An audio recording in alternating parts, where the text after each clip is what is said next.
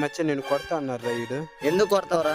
రే ఈడు నిన్న మీ ఇంటికి వచ్చి నువ్వు లేనప్పుడు నీ వస్తువులు తీసుకెళ్లారు రైడు.